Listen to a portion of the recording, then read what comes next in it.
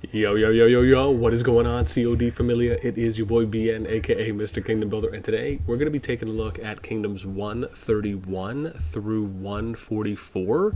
That is this upcoming KvK group, or we should say pool more specifically, and we most likely will be knowing those once we end up. So we have the summary date coming up on the 13th, so again, when this gets uploaded should be the same day, but remember, we're going to have to wait one day after, right? So this will actually be the 14th.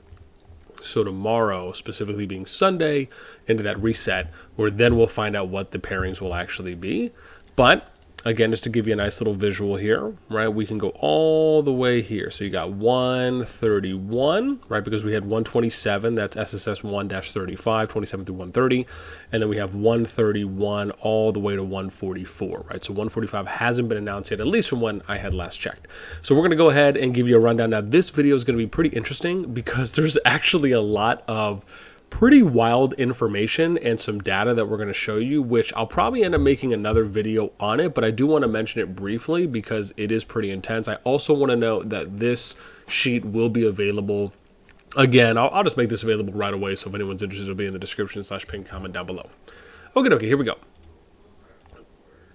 So here we go for our data looking at these 14 kingdoms. You know, I will say this, I love when they release bulks of groups, because to me, again, even though I also want to apologize as well for the 127 through 130 group, because I was just a little late on getting to that one. I do feel bad about it. However, I like when they release groups more than 4. Not to say that they necessarily have to. I just like it from my perspective when it comes to doing data and being able to show more than 4 groups, where it's 8 or more as an example, because if you don't know what the pairings are going to be, it's kind of, I mean, I like it. I think it's interesting, cool to kind of figure it out, try to work it out in, oh, well, if we're just looking at the data, who's going to get paired with who. I also think it factors into potentially some diplomacy too as well.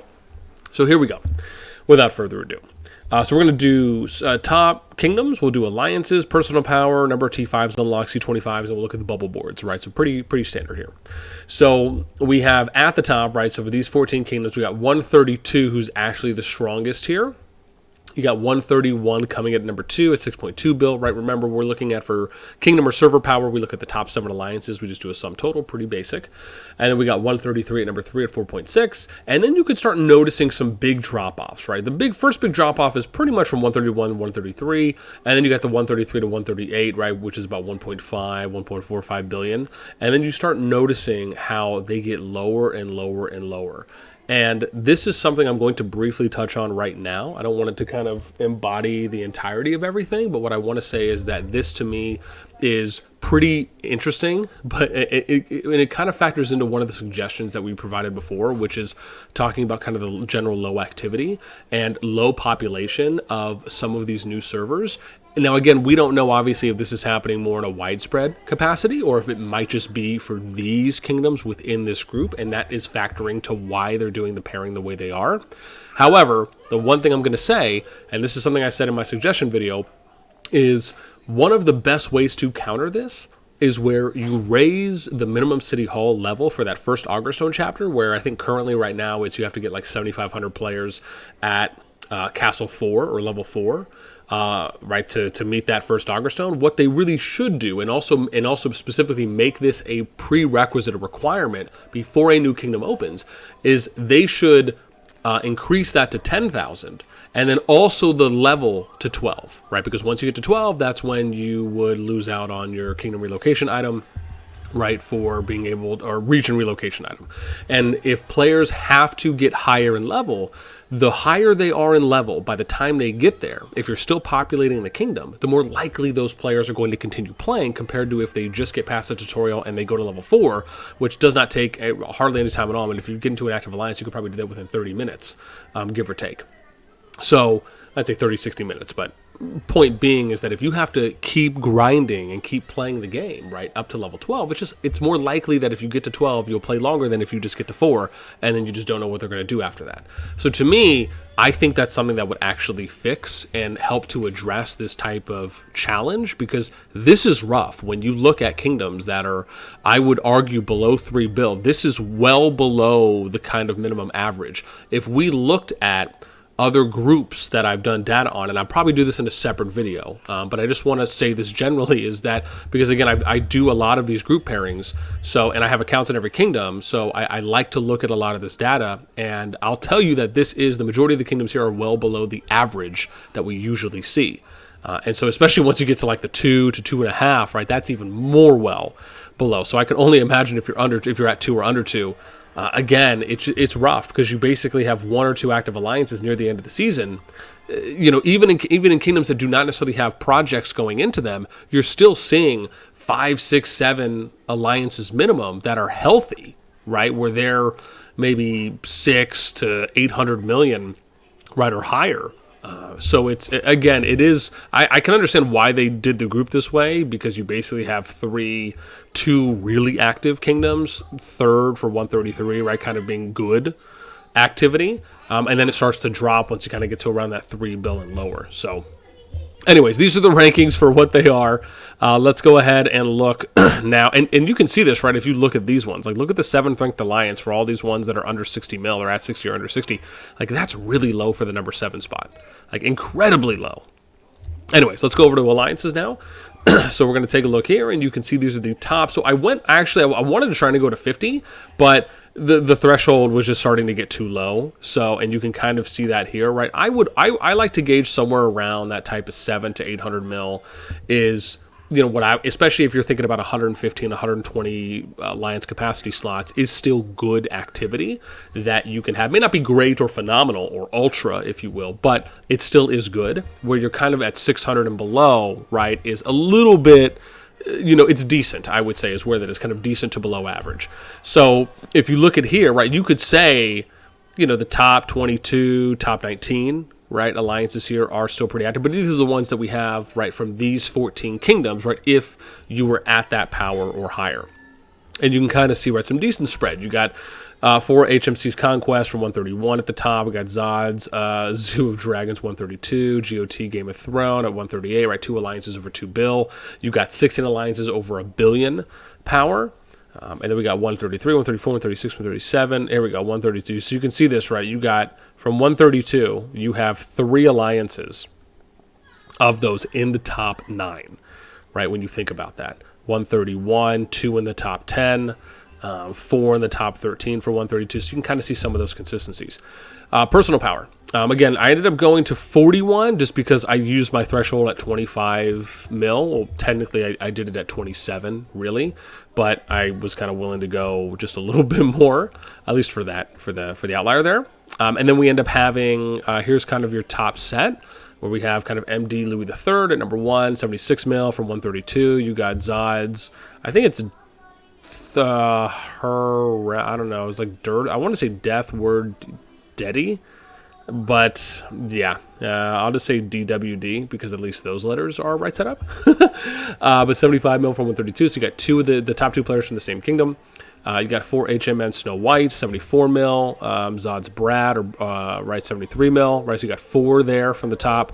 3 out of the top 4, right, from the same kingdom. Then you got 3 out of the top 6. So kind of 131, 132, a little split there, right, when you kind of look at the half and half. Then you got 137's Midnight, probably. I don't know if that was an accident or on purpose. 64 mil.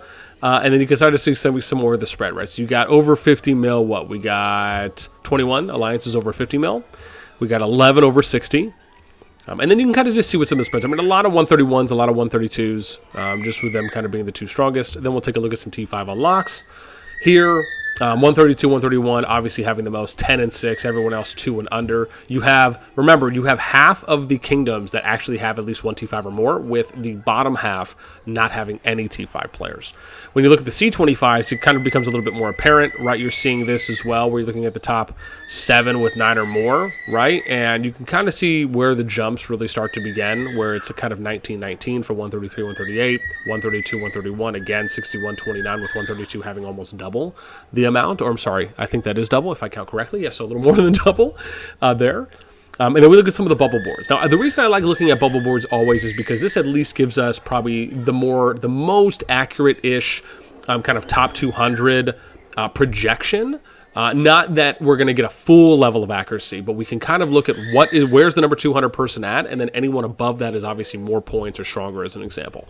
So these are already sorted, so you can kind of see what the order is here, right? Where you got 132, 131 at top, right? So they're number 200. Yeah.